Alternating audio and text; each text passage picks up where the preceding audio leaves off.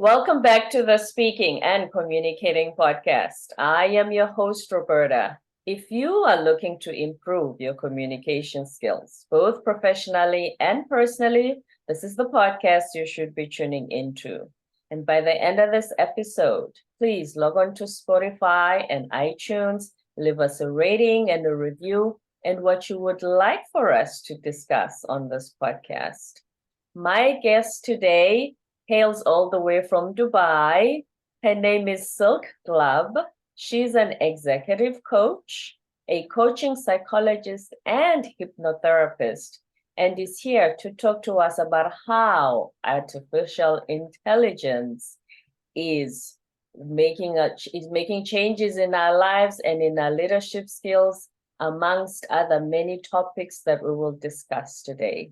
And before I go any further, please help me welcome her to the show. Hi, Silke. Hello, Roberta. Thank you very much for this beautiful introduction. I'm very excited for our talk. I appreciate you saying that. Thank you for being here. Welcome to the show. And tell us a little bit about yourself. Okay, as you already said, I'm a coaching psychologist and executive coach. And my emphasis is really to look at the psychological side of leadership. So you have several coaches that are more emphasizing on skills. And mine is more to really look on the mental, emotional, and even behavior side of leadership. So you sound a lot more scientific in leadership coaching rather than just teaching skills. Yes. Yeah, so that's really my psychological background, and I'm really driven and very motivated and passionate about this topic. Excellent. Are you from Dubai originally? No, I'm originally from Germany. And I did my master's degree there and then stayed there for my first work was actually in Germany. And then I got the opportunity to work in Kenya. I lived there for 9 years, did some development work there, worked for a private company, an education sector. And then since 11 years, I'm in Dubai. And what brought you to Dubai? A man. Oh, very important. Silke has her priorities straight. Awesome. And when you got to Dubai, for all the right reasons, did you find that the coaching work that you do is, first of all, just tell us a little bit about it. How did you get started on the coaching work when you moved to Dubai? Okay. So when I moved here, of course, I didn't have any clientele when I started here. So I was also employed in the first year. So I had a half-time job or half-time work still in the education sector. And then I started slowly to build up my clientele. So I'm quite active on LinkedIn and did several trainings also in business coaching. And slowly, I made myself a name and I got referrals. And most of my clients are actually from Europe, not even from Dubai. And what do you think when you got referrals? What do you think resonated with your clients so much they even referred other people to you? Yeah, it was the results people saw in it because they came with one certain topic. For example, I feel really very stressed. I feel burned out and my business is growing, but I don't know what to do. Or someone said, yeah, I really want to expand my business, but something is really hindering me to do so. Or someone says, yeah, I have a lot of success, but something is missing. So these were the most themes people are coming in. But then we realized there are much deeper layers under the surface topic. And people were quite impressed that they could really not only heal on certain levels, but also got new kinds of behavior. So when they acted before in a certain way, they have now an alternative how to act differently. And this made them like realizing that this is a different way of coaching. So it involves several levels, like your mental level, your emotional level, your behavior, and even like your spiritual level, to really find out what your real life purpose is and what's your life's work and what is the best vocation you can actually select for yourself. That resonates with your spirit. So when it comes to root causes, the patterns, the things we keep doing, even though we want to do something else or feel like something has to change, what is it that stops us from making those changes? Yeah, because our brain is wired for efficiency. So if you have acted in a situation in a certain way, the brain is already predicting, giving you the best efficient way to act in a certain situation, because it's perceived, your environment is perceived, and programs are already running and run for a long time. And this is, first of all, to understand, to make like a hold, to understand and create awareness what are actually my programs, how I or why and how I am reacting in a certain situation. That's the first step, to create awareness. And then the next step is to really figure out, is there like a mental program that's running the show? Because with if I believe I'm not worthy or I'm not enough, then I will also show that in my behavior, how I deal with a certain situation.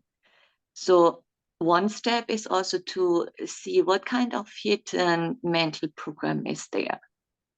And maybe to find out when it was created and find really strong evidence or strong events in your past when this belief was created, because then you have an understanding and you understand why similar situations were handled in the same way. And you maybe also understand that this program was created when you were maybe 9, 11, yeah, when you were quite young, but it served you brilliantly at that time. But now you may be already 38, in your late 40s, and then maybe that program is still running the show, but it's maybe not the best program to have. Is that where you're, sorry, go ahead. Yeah, we can interrupt if you have a question on this one before I No, that's go okay. Is that where self-awareness kicks in as well? Yeah, so that's because if you're not aware what is really happening, that's really the first step. This, to make these hidden programs really conscious, because often they're already running in the background on an unconscious level. Yeah, because the brain is already predicting, giving you already the movement, giving you already the text to say. And this is based on your previous experiences. Yeah, it's very efficient. The brain has to be very efficient. And when you create awareness, that's the first time you reflect on your behavior or you reflect on your mental program, and you create a pause. And with this, you have now a chance to notice when you're in a similar situation and say, that's my program running. And then you can decide if you want to act like always or do you want to act differently. But this is effort. It takes effort because the other one comes automatically, very efficient. And the other one, like taking a pause, reflecting what else you could do, it takes more up from your executive functioning over here. And it's much slower. It works much slower, and it takes up more energy. Something that we're not fond of, something that takes up more energy. Yeah, yeah. And therefore we try to reduce this mental load. Yeah, when I guide people back, then we release like this big energy of this mental program, and this doesn't mean it's gone, but so to say, the emphasis, like the activity, is somehow reduced. So when you take a pause, you can choose what kind of other behavior you want to take, or you can say, okay, but I can perceive this situation very differently. Yeah, it's not like my mom now or my dad standing in front of me when I speak to my colleague. It's actually my colleague. So I'm still, this is not me being the 9-year-old. I'm a grown-up speaking to my colleague. Exactly.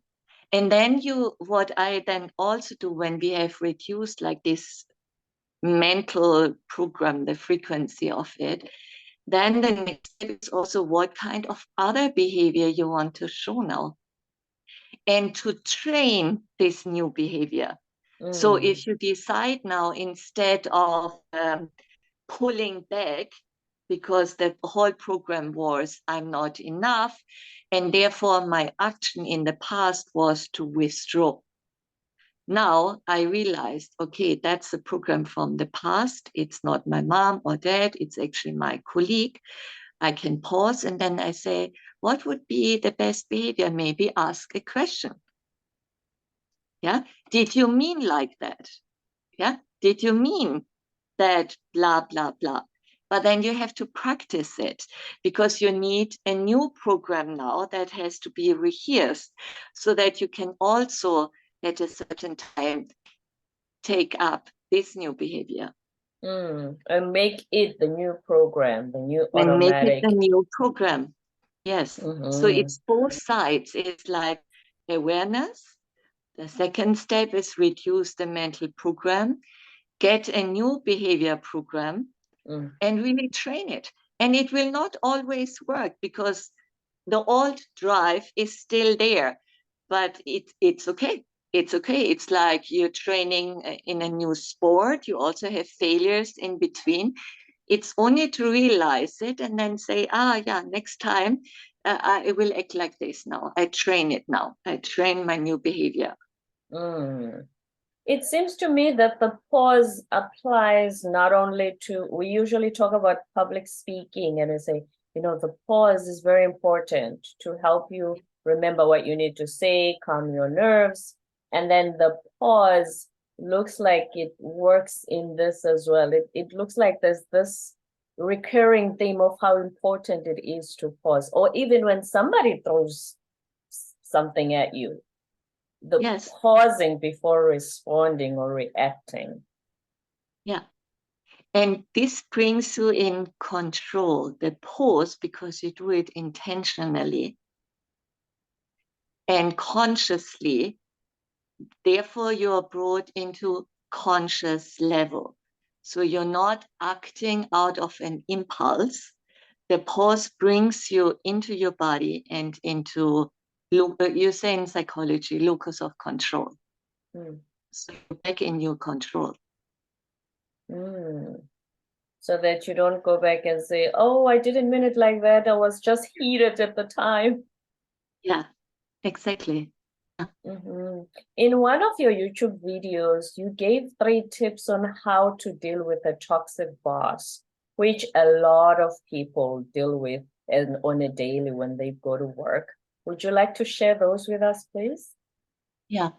So I call them also difficult personality types. Yeah.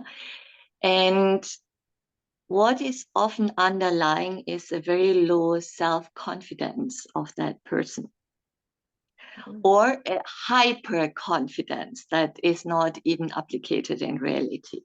So the first step is to be aware not to threaten that person. Yeah, so that they feel threatened by you. So the first step is to acknowledge if they have something, what they tell you, and they say, here people are not really working and it's all useless and we are totally out of anything. Nobody is really trained here. That you say, I see it's really overwhelming. Yeah, to acknowledge one of the feelings they're expressing to you. That's the first step. Okay. And then the next step is to give them like 2 alternatives. Does that mean we have to, like, you're the manager of the team and he is telling you nobody is working here? Yeah. And then to acknowledge, okay, we're schedule, or you feel overwhelmed, or you think we are not performing in a sense. Then you say, okay, what do you think we could do? Should I have like feedback interviews with all of them? Or shall we set stronger goals? Okay. Yeah. So what do you think we should do? And then often they take even a third alternative. And maybe that's the one you actually wanted. Yeah. But not to create a very open discussion. Yeah. Because this can, in an open discussion, that person can get lost. Yeah. So you create a safe ground that you acknowledge how that person feels. Only one sentence, enough. The next one is to give like 2 alternatives. What should be done? A, B, and often they come up with C because they want to be in control. And then the third one is also, if they go astray, to say, okay, that's an important topic. Now I would really like to come back to that one. Yeah, because I believe it really will help the whole team. Right. Really only these 2 frames, and try to hang in. Don't start big discussions. Don't discuss anything back. It will lead to a never-ending slot. So these are really the 3 steps: acknowledge, alternatives, and politely guiding back when the discussion goes somewhere else. I wonder if that can apply in our personal lives as well. Yeah, I also met people in my personal life who are this kind of toxic or difficult people. And what I sense that often they're also very charismatic. Yeah, so they have great ideas, and when they're in their vibe, it's really amazing. But there are also times when they're really in their lowest, and whatever you say, it's like it just rolls back to you. It just hits you back. And whatever you say, it's not the right thing to say at that moment. And even there, I use the same strategies. And it has worked? It works. Whenever I start arguing back, it's useless. So I acknowledge the feeling they're in, because they want to hear that. And then I say alternatives. Often they take the third one. And at that moment, I also don't refer back to me, because they want to be in the center in that very moment. And for me, it's okay. So back to what you said, your clients are feeling overwhelmed, stressed, and burnout. This, I don't know how it is over there, but I find that whenever I have a guest from the US, especially, they say, we talk about this so much and mental health, but nobody does anything about it. Yeah. It keeps being this cycle. What do you think? Yeah, I completely agree with you. If you Googled it or you gave it into a chat box, then all these things would come up. But it means effort. Yeah, you really have to change certain behaviors. Yeah, so if you think you're stressed and overwhelmed, the first step is get a good night's sleep. But that's already difficult for people because they think they have to work up to late hours. And if they don't do that, they won't be able to really cover everything, all the tasks they have to do. And it's, of course, it's not true. Nobody can concentrate for 12, 16 hours. It's not possible. Yeah, you really have to change. So the sleep gets 7 to 8 hours. And people think, oh, I don't need so much sleep. But in fact, 95% of the population need that. And mental health. Yeah, so what are you doing for your mental health? Yeah, if you said you heard so much about it, what are you doing? Are you doing something about it, or you're not doing something about it? I'll just talk about it all the time whenever I feel those things. Yeah, but it's not talk, it's action. Yeah, are you having a regular activity workout? So if you're not going to the gym, are you having like breaks between in or intervals in the day that you say, okay, I'm stretching, I'm jumping at least for 10 minutes. You don't need to go to the gym, drive there, stay there. They're like very short interval trainings like the 𝒕𝒂𝒊𝒏𝑩𝒐𝒔𝒕 workouts. They're just for 4 minutes. This you can integrate within your day. If you do 3 𝒕𝒂𝒊𝒏𝒐𝒔𝒕, you have then in total 12 minutes. That's already an activity. You have done something really great. And research has shown if you actually do that during your work day, so between working slots, it actually helps you. Your activity and your focus level gets actually up. It's, you know what, if you hear phrases like, I hear you, Silke, but I don't have 12 minutes to spend. I have so much work to do. Why do we not think we even deserve to give ourselves the 12 minutes per day? It's 24 hours. Yeah, it's an excuse. Yeah, and as I said, the brain is very efficient and you are in your comfort zone. And to change your behavior, it's effort.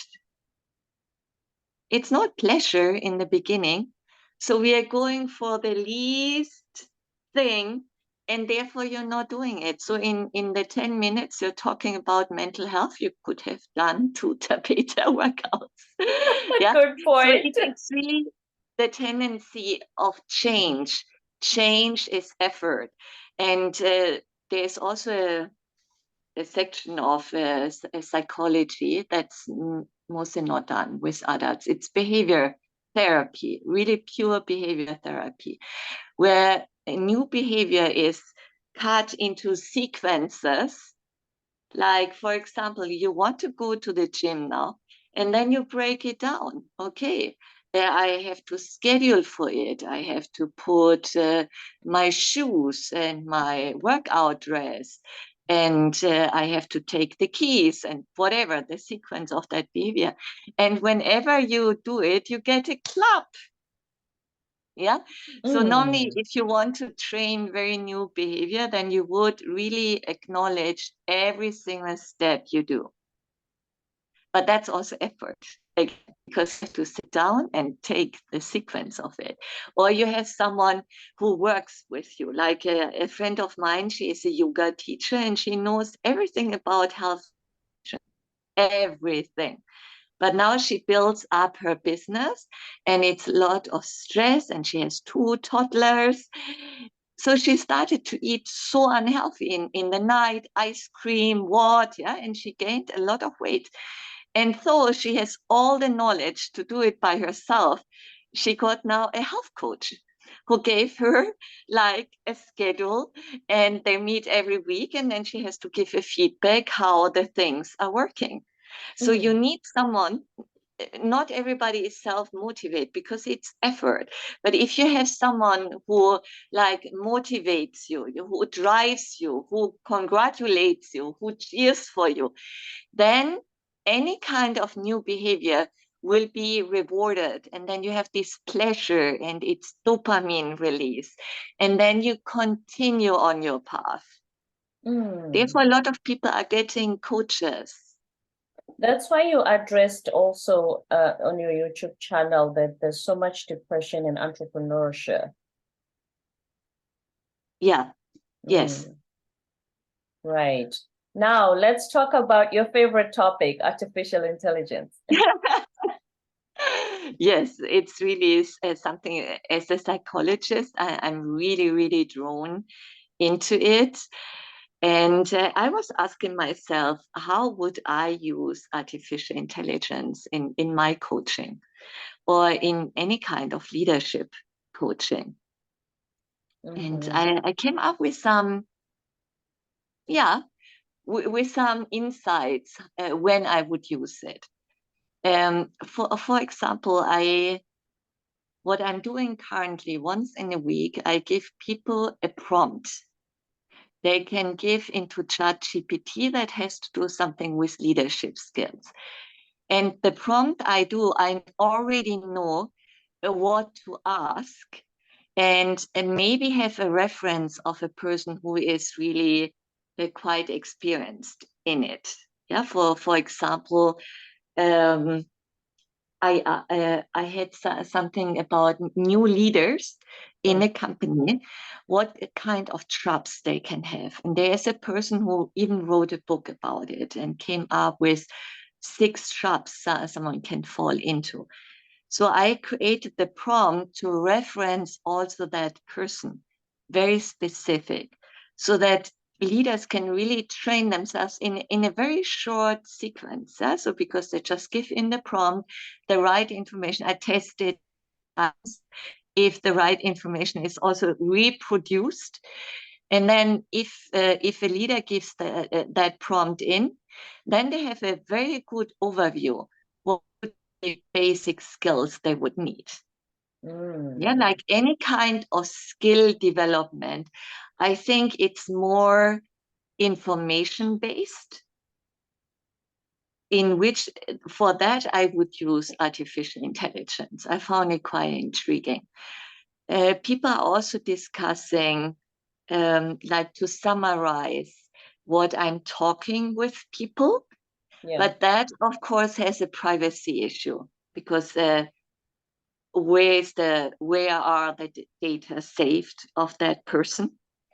Yeah, because on which platform, and if it's connected to OpenAI, I don't believe it's the right thing to do. So this would be quite good because then the whole meeting could be summarized.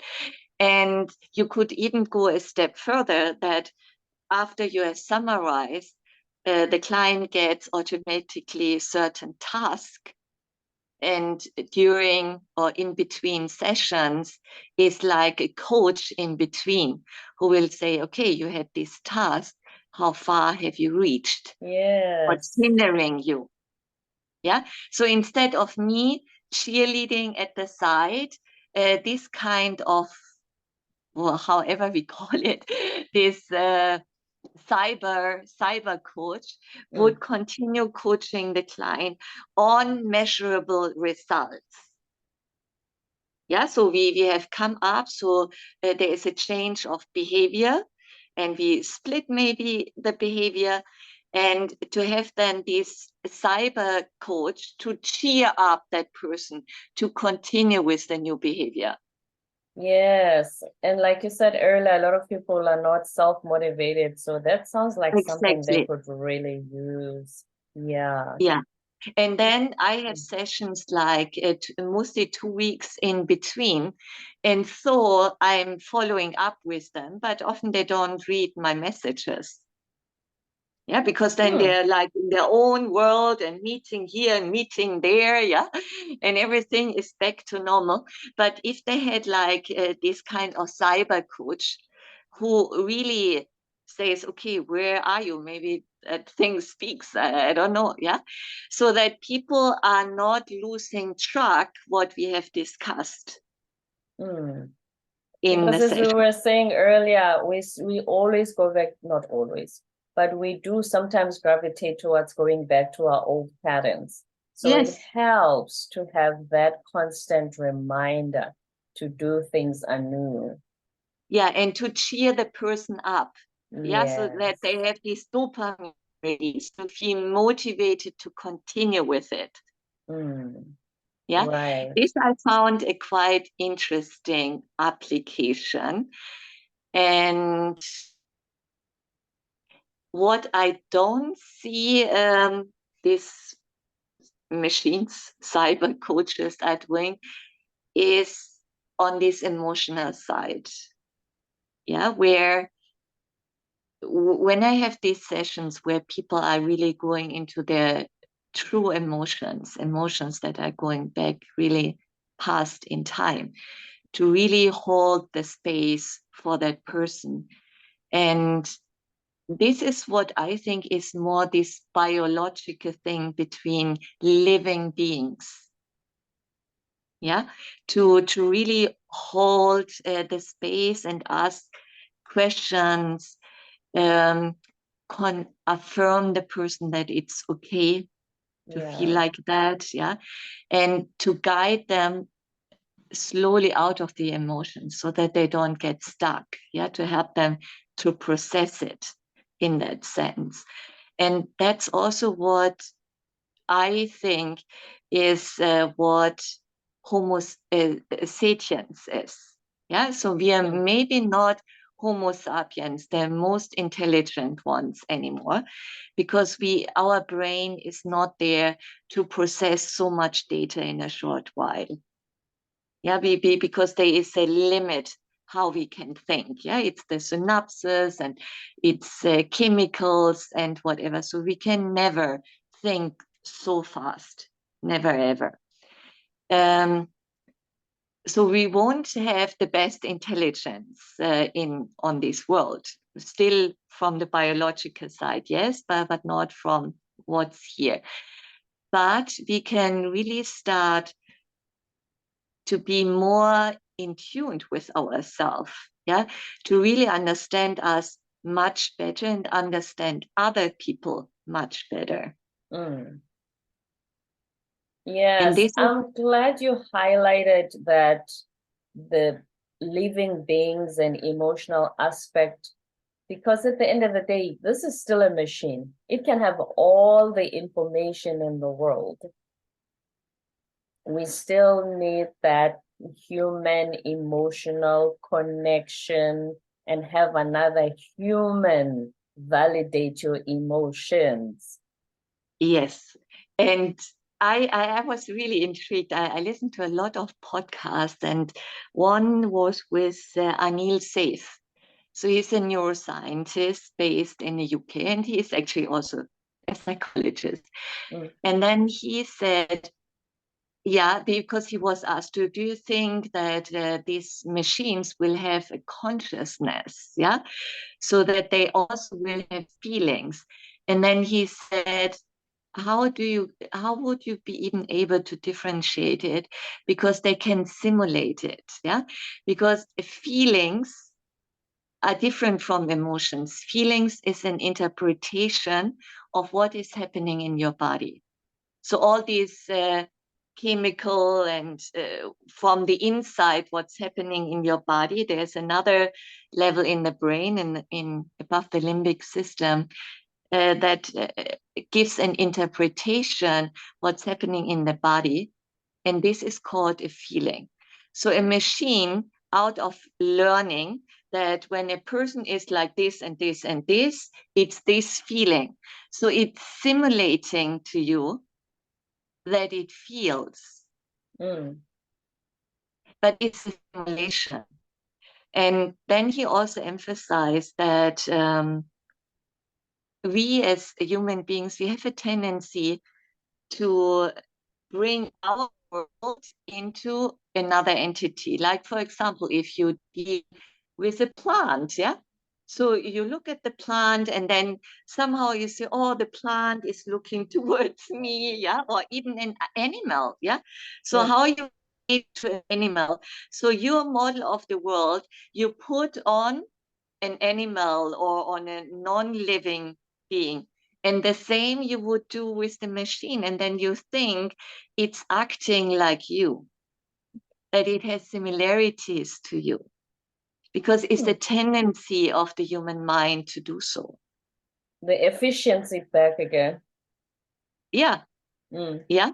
So you tend to think that others are actually feeling the same to you, like another human being similar to you. Why are they even thinking differently? Yeah, or an animal that when the animal looks like you in a certain way, then you interpretate it that it really likes you and loves you, and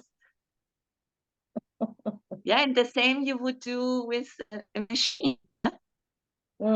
So they will just simulate, not that they Yeah, will. this is what he said. Yeah, that then the discussion was, yeah, how do we know that our thing is not a simulation too? Yeah, of course it's a simulation because some things are happening in our brain. Yeah, so it's a very interesting thing. But what I really emphasize is still our biology. Yes. Yeah, so there are cells that are living, and something is happening there. Something is rushing, and motions, electrons in motions are moving in our body. And Which then we this have doesn't also the have. neurons. So Yes. after that, also our neurons are firing. And with the machine, it's only like the neurons, the analytical part of it. So they don't have all of the aspects that make us come to Yeah. the feeling stage. Yes, yes. So they don't have these living cells inside them. They only have the neuronal network. Silke, you are part of the Forbes Coaches Council. What is it, and would you like to tell us more about the work that you do there?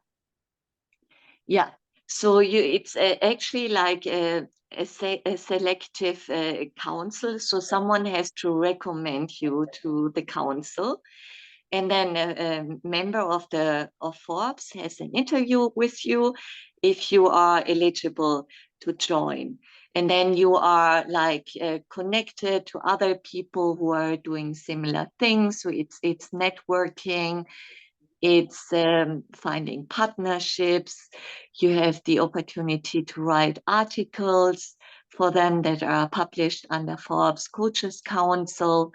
Yeah, and it's a very interesting group, because it's then like-minded people, and you're also exposed to a big clientele of people where you can really showcase your talent or showcase what you're offering.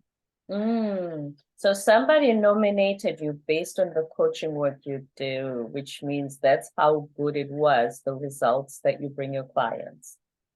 Yes, so it's really like someone recommends, and then they interview you and see if you are eligible to come to them. Yes. Congratulations. That means you Thank really bring Thank excellent you. results for your clients. My pleasure. Is there anything that you were hoping to share with our listeners today that I haven't asked you about yet? Yeah, it's maybe also to reflect as a listener what you have heard today. Is there any area in your life you would like to change something? Yeah, because we discussed like behavior change, mental health, talking about it. But is there something you feel drawn really to change? Because there is also something inside us, we call it self-actualization.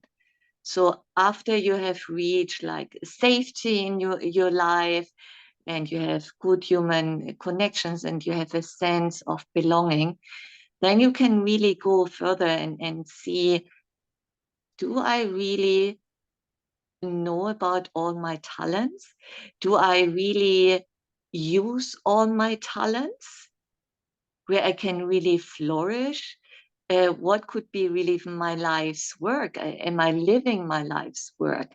Is that life work done in my current position at work?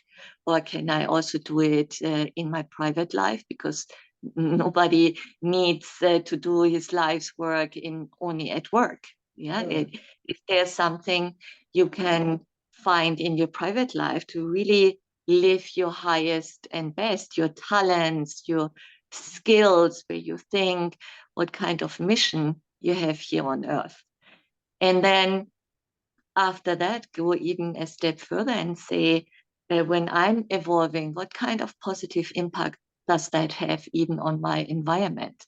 Yeah, as a mother, as a father, as a son, daughter, on my community around me. Yeah, so it's not only about you that needs to change maybe, but also if you change, what kind of impact that has on others, and maybe that's worth to change.